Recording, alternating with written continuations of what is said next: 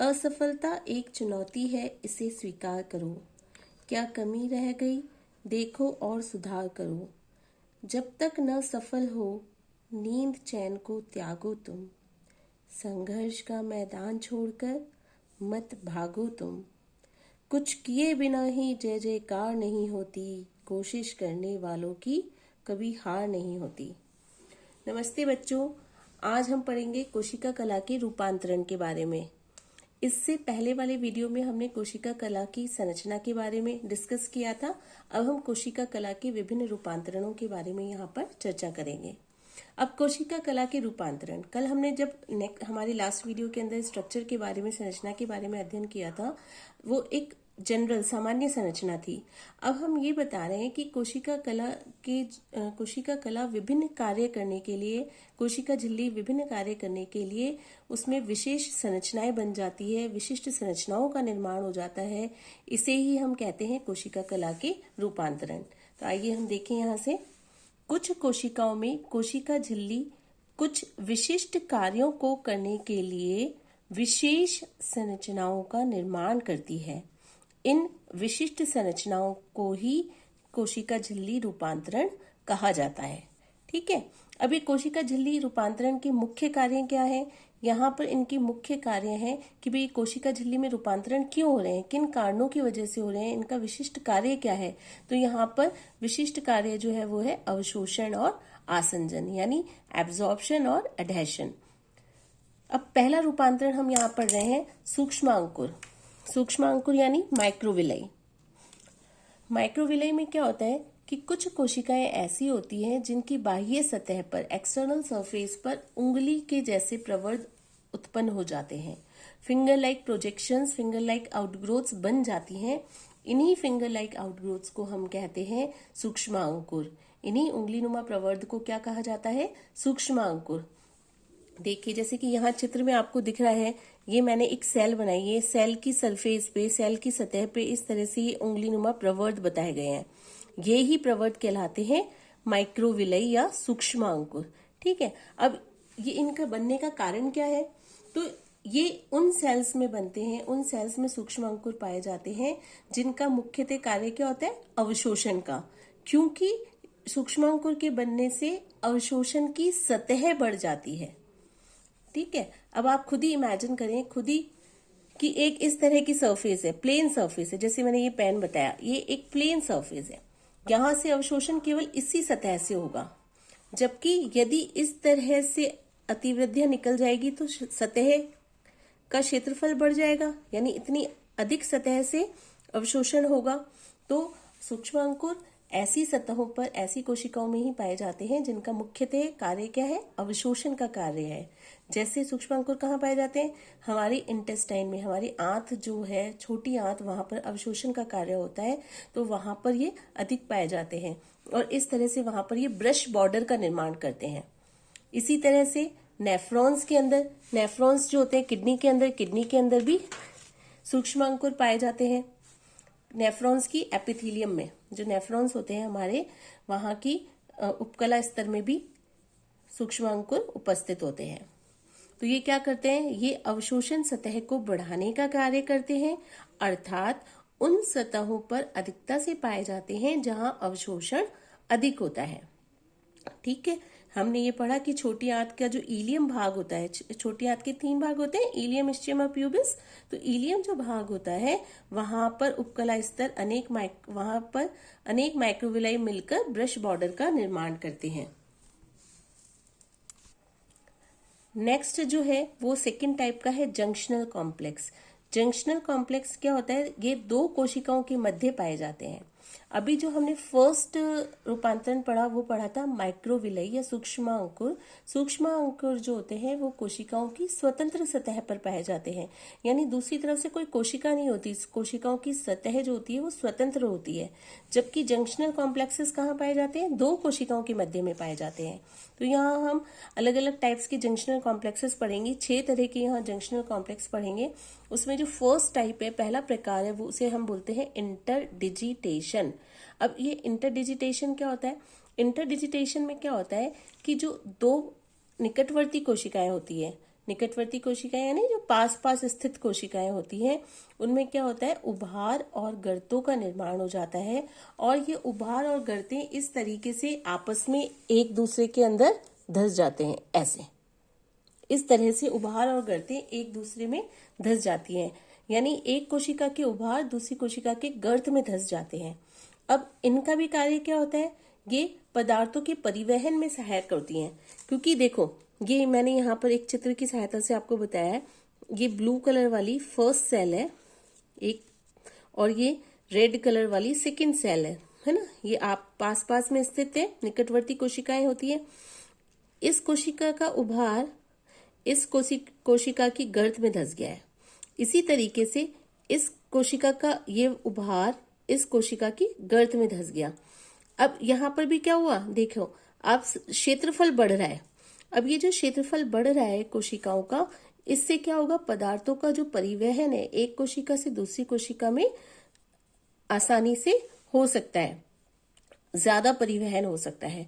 तो इसका मुख्य कार्य क्या हुआ, इंटरडिजिटेशन का, कि ये एक कोशिका से दूसरी कोशिका में पदार्थों के परिवहन के लिए सतही क्षेत्रफल बढ़ाना, सरफेस एरिया ये बढ़ाते हैं।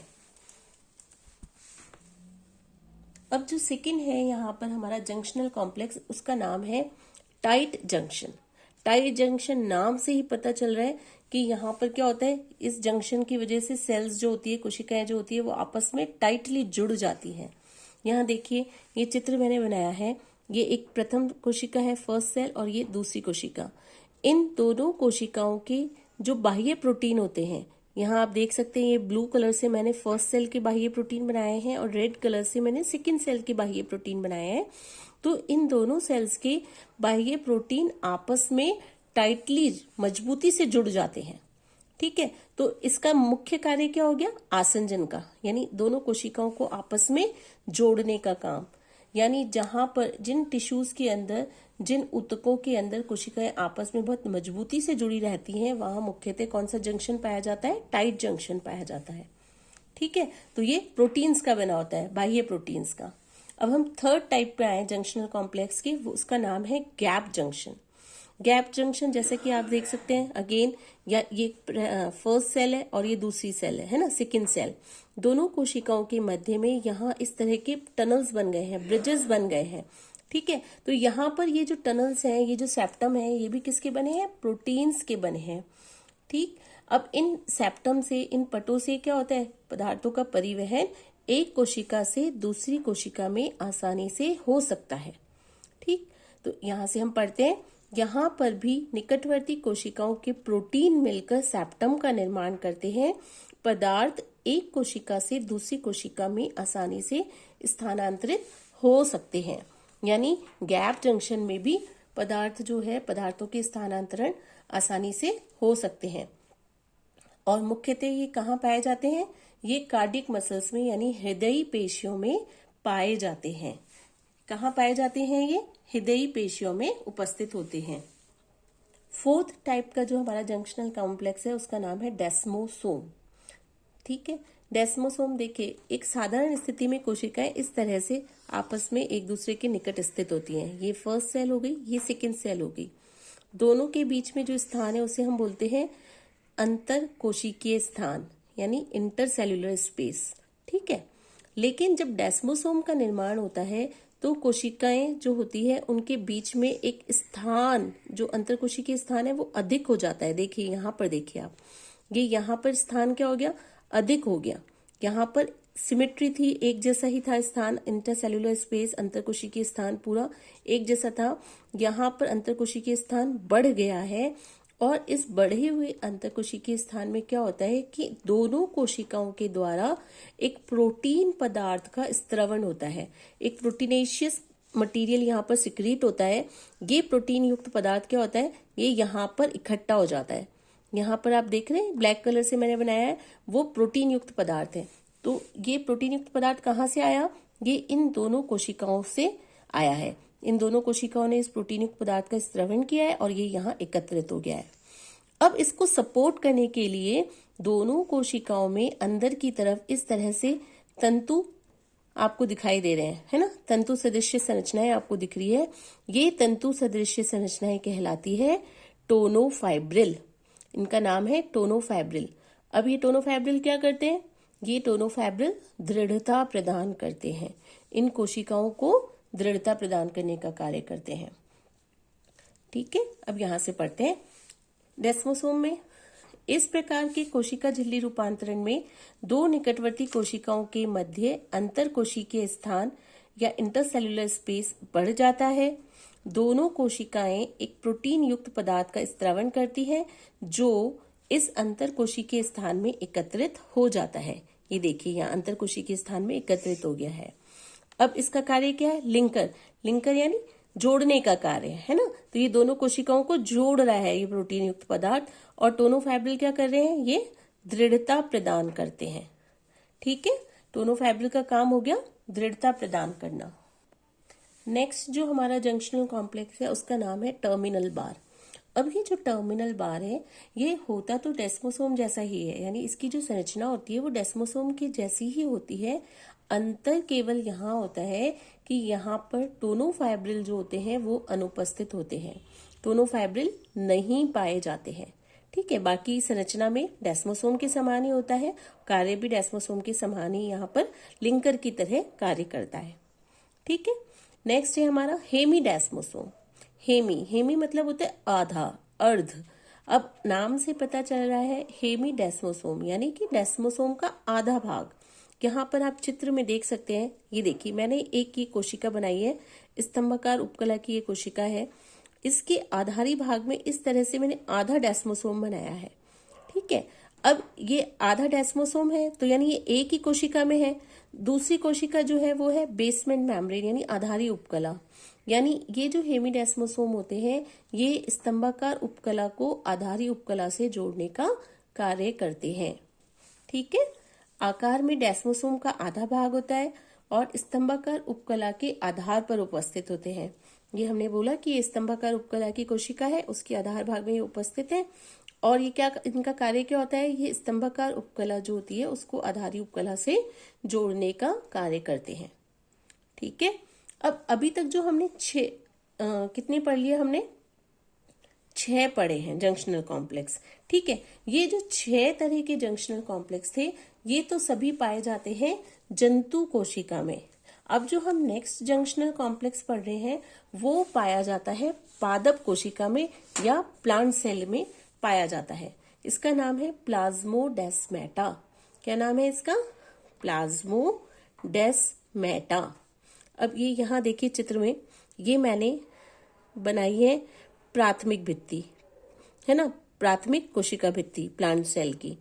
ये यहाँ पर दूसरी सेल की प्राइमरी सेल वॉल, है ना, प्राथमिक कोशिका भित्ति। इन दोनों सेल्स के मध्य में ये है मध्य पटलिका, मिडिल लैमेला। और ये काले रंग से जो बनाई है वो मैंने द्वितीय कोशिका भित्ति बनाई है। ठीक है, अब आप इस द्वितीय कोशिका भित्ति के अंदर यहाँ देखिए मैंने गैप बनाया है दोनों तरफ। ये जो है वो है प्लाज्मोडेस्माटा। यानी इस गैप से क्या होगा कि इस कोशिका का कोशिका द्रव्य इस कोशिका में प्रवेश कर सकता है, यानी यहाँ से यहाँ तक पदार्थों का परिवहन हो सकता है।